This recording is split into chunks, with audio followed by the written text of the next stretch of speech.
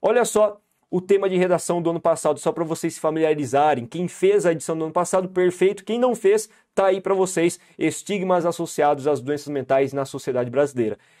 E foi justamente dessa compilação de 28 redações que eu tirei uma redação para a gente analisar aqui junto comigo, ok? Então, em cima desse tema, falando sobre esses estigmas associados às doenças mentais, que nós temos essa proposta, esse exemplo de redação. Vale lembrar, para quem não se lembra também, que quando a gente fala de estigmas, são os preconceitos que os doentes mentais, que as doenças mentais carregam, como alguma coisa ligada à frescura, como alguma coisa ligada à superficialidade, que pode ser facilmente superada, né? Hoje em dia, as doenças mentais ainda são vistas por uma boa parte da sociedade como frescura mesmo, como alguma coisa que pode ser facilmente superada, como é o caso da depressão, da ansiedade, que são para muita gente coisas banais, superficiais e não coisas sérias, né? Vale lembrar que a OMS diagnosticou a ansiedade e o Brasil como um dos países mais ansiosos do mundo, onde essa doença acaba se alastrando bastante. Veja então que abordava-se no ano passado um tema bem pertinente à atual conjuntura que afeta bastante jovem também, beleza? E eu trouxe então, em cima desse tema de redação, o texto dessa jovem chamada de Ingrid Bassef, lá de Campinas, São Paulo, beleza? E para começar já de pronto, a gente vai para a introdução desse texto. Galera, olha o que eu fiz bonitinho também. Eu pensei bastante em vocês na elaboração desse material. Para elaborar esse material, eu dividi bonitinho esse material de acordo com a estrutura que o aluno escolheu. Veja, uma das coisas mais marcantes nessa introdução que vocês têm que colocar na cabeça de vocês de qualquer jeito, galera. É uma introdução que é dividida bonitinho em 3 períodos. Veja, tem 3 períodos, cada um sendo demarcado com uma cor distinta. Em cinza, eu coloquei a nossa contextualização. Em azul, eu coloquei a problematização. E em roxo, eu coloquei a tese ou posicionamento. Veja que a introdução de uma redação nota 1000 tem como estrutura fixa, nesse princípio, uma composição feita por 3 períodos. Cada um desses períodos tem uma função diferente na redação.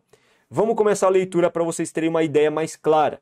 Na obra Quincas Borba, de Machado de Assis, é mencionada a trajetória de Rubião, que, após receber grande herança e atrair vários amigos, é acometido por uma enfermidade mental, fazendo com que seus conhecidos se afastassem e que fosse abandonado em um hospital psiquiátrico.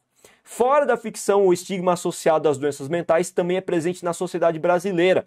Haja vista que muitos indivíduos com os transtornos dessa ordem são excluídos da sociedade e que muitas pessoas com sintomas de desequilíbrio mental não buscam ajuda.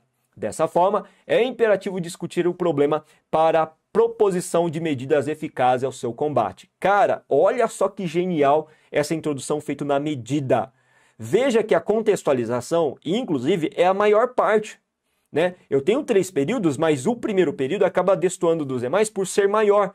Por quê? Porque nessa introdução o aluno escolheu, a aluna no caso, escolheu utilizar um repertório sociocultural produtivo para começar a sua introdução.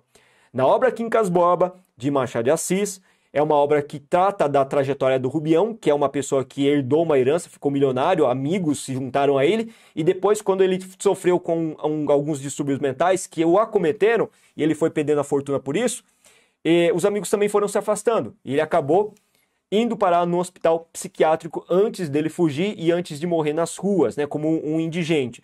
Então veja que a nossa redatora, ela utilizou um repertório que trata justamente desse aspecto de Machado de Assis, uma referência muito boa que ela utilizou para contextualizar o problema, para dar uma dimensão do problema.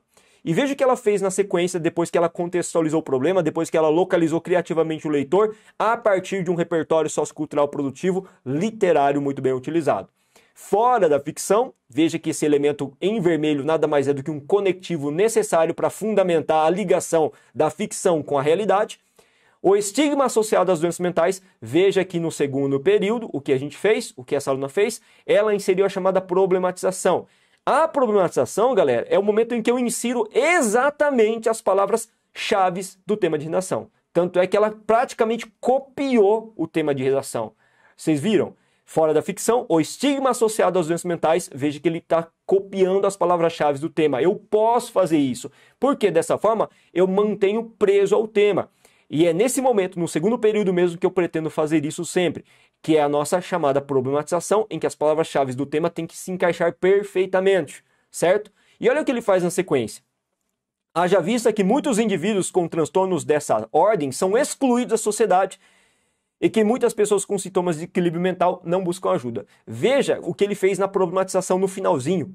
No final da problematização, ele já colocou os dois elementos, as duas ideias que ele vai desenvolver ao longo da sua argumentação. Ele vai falar de, vejam bem, são excluídos da sociedade, ele vai falar que as pessoas com transtornos mentais são excluídas da sociedade, e ele vai falar também que muitas pessoas não buscam ajuda.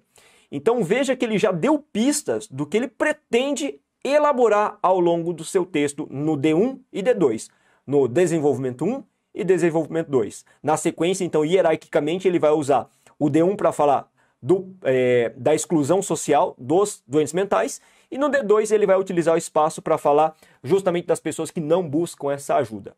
E lá no último período, que é a nossa tese ou posicionamento, na verdade ele faz essa tese e posicionamento um pouco antes, né? Mas ele faz também, ele emenda, ele conclui esse pensamento na orientação toda em roxo, no último período, falando o seguinte: é imperativo discutir o problema. Então, o que a gente vai fazer? Agora a gente vai começar a discussão do nosso problema, para no finalzinho, no último parágrafo do texto, na intervenção, buscar medidas eficazes ao seu combate.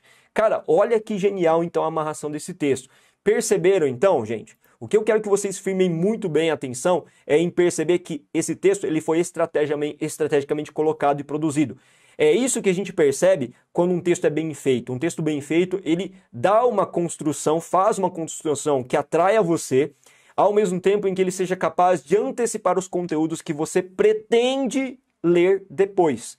Ele fala claramente: olha, eu vou abordar a questão da exclusão social, eu vou abordar a questão do motivo que leva as pessoas a não procurarem ajuda e, por último, eu vou colocar também uma espécie de proposta de intervenção, uma solução para o problema. Então, tudo isso já está discriminado na introdução. Por isso que eu falei para você que o texto nota 1000 ele é previsível.